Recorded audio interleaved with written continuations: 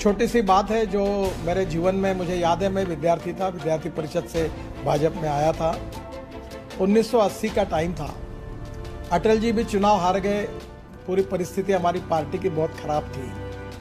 तब सभी लोग निराश थे और जनता पार्टी के बाद इतना बड़ा पराभव हो गया था, तो अब सब लोग कहते थे कि इस पार्टी को ना कोई फ्यूचर है, ना अटल जी अडवाणी को कोई फ्यूचर है, ये पार्टी ख़त्म हो गई, इसका कोई रिलीवेंस नहीं है। ऐसा पत्रकारों ने लिखना भी शुरू कर दिया था। तो उस समय मैं भी थोड़ा सा निराशा तो मन में आती थी कि तो लोग कहते थे तुम अच्छे हो पर ये पार्टी अच्छी नहीं है, इसमें तुम्हारा भविष्य अच्छा नहीं। तो मैंने कहा जो भी है पार्टी हमारी है, विचार हमारे हैं, हम इसी के साथ जाएंगे।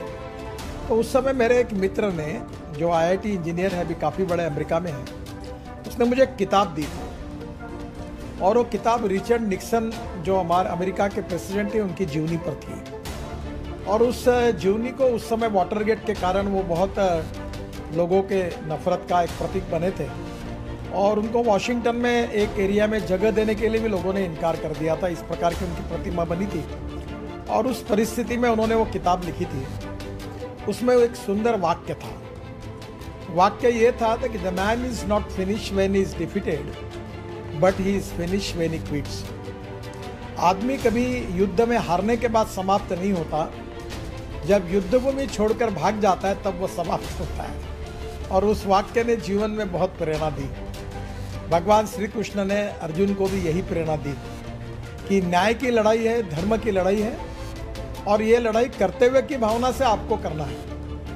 ये समाज हित में है, देश हित में है और भविष्य के इतिहास के हित में है। तो आखिर जो संदेश भगवान श्री कृष्ण जी ने दिया था भगवत गीता के रूप में, सबसे पहले हम सब लोगों को मिलकर पॉजिटिविटी एंड सेल्फ कॉन्फिडेंस, आत्मविश्वास, इसका समाज में निर्माण करने की भरकस कोशिश करनी पड़ेगी।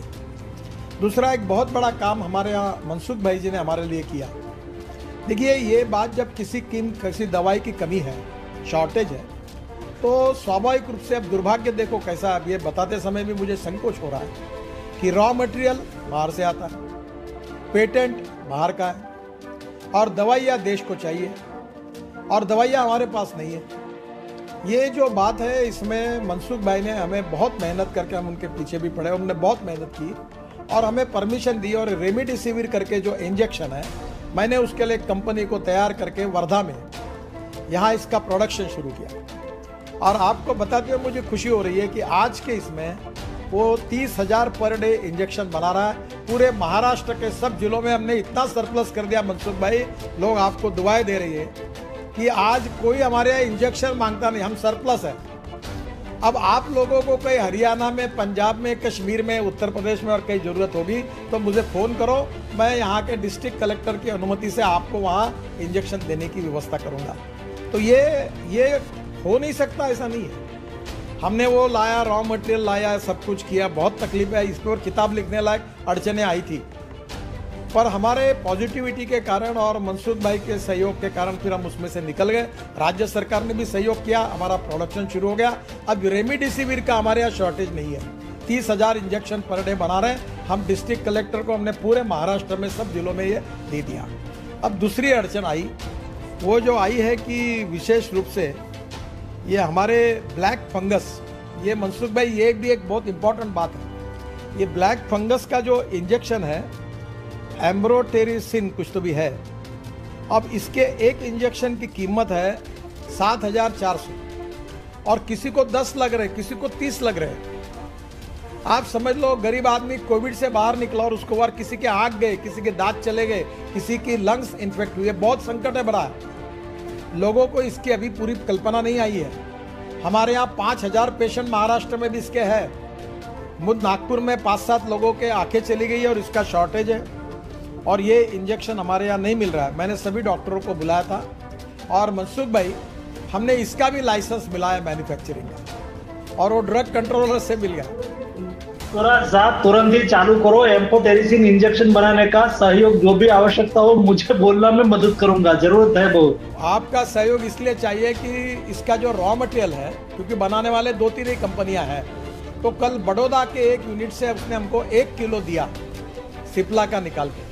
वो यहाँ आया है और वो 8 दिन में उसका जो पीरियड है कि 14 दिन का टेस्टिंग लगता था, जैसे आपने रेमडेसिविर के लिए 7 दिन का पीरियड किया है, तो कल वो हमको मिलेगा और 7 दिन में हमारे ये 30-40 हज़ार इंजेक्शन बन जाएंगे। तो हमारे अनेक लोगों की आंखें बचेगी और अनेक लोगों का जान बचेगी।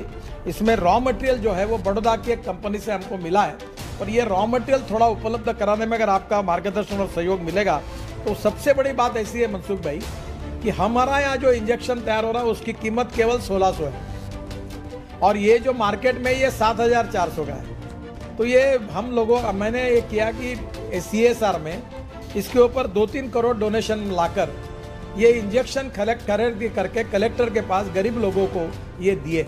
मुझे एक बहुत गंभीर घटना आपको बताना है। डॉक्टर तांबे करके अपने विचार परिवार के हैं, वो बहुत ऑपरेशंस कर रहे हैं, डॉक्टर कापरे और तांबे, बेचारे बड़े डॉक्टर है, वर्ल्ड रिनाउंड डॉक्टर है दोनों, पर एक पैसा अपेक्षा न रखते हुए लोगों की सेवा कर रहे हैं। उन्होंने कहा कि एक 24 साल की लड़की मेरे पास आई और दवाई मार्केट में अवेलेबल नहीं है, तो मैंने उसको कहा मैं तुमको एडमिट नहीं कर सकता, उसको ये फंगस अंदर घुस गया है। अब मेरे सामने मैं देख रहा हूँ कि 10-15 दिन में ये अंधी हो जाएगी और मैं उसके लिए कुछ नहीं कर सकता। ये कहते कहते वो प्रख्यात डॉक्टर बेचारे रोने लगे। तो आज हमारे पास ये जो दवाइयाँ है कौन सी लग सकती है, इसका प्रोडक्शन हर स्टेट में जॉइंट वेंचर में अनुमति देकर, जैसे महाराष्ट्र में मनसुख भाई जी ने हमको सहयोग किया है, बाकी जगह भी ये इनिशिएटिव लिया जाएगा। तो आज इसमें इमीडिएट कुछ बातें करने लायक है, कुछ मिड टर्म में, कुछ लॉन्ग टर्म है। इमीडिएट तो यही है कि आज हमको तुरंत करना है। मैंने वर्ल्ड हेल्थ ऑर्गेनाइजेशन को ये कहा है कि, और मनसुख भाई और हम मिलकर भारत सरकार में मोदी जी को भी कहेंगे कि जो लाइफ सेविंग ड्रग्स है उसको 10% रॉयल्टी करके कोई जो भी आए वो शुरू कर सके पैंडेमिक में। इस प्रकार का कोई वर्ल्ड लेवल पर कानून होना चाहिए। इसको भी इस प्रकार का धंधा होगा तो लोग मरते रहेंगे, ये कब तक होगा। तो स्वाभाविक रूप से ये भी एक महत्वपूर्ण बात है।